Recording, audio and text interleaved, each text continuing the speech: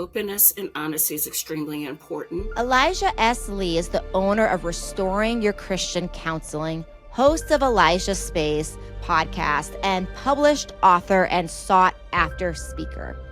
With a passion for holistic healing, Elisha empowers individuals to overcome challenges and cultivate restoration in their lives through counseling, storytelling, and practical tools. Her authentic approach offers hope to navigating life's storms. Whether through her writing, counseling sessions, or speaking engagements, she inspires transformation and purpose-driven living.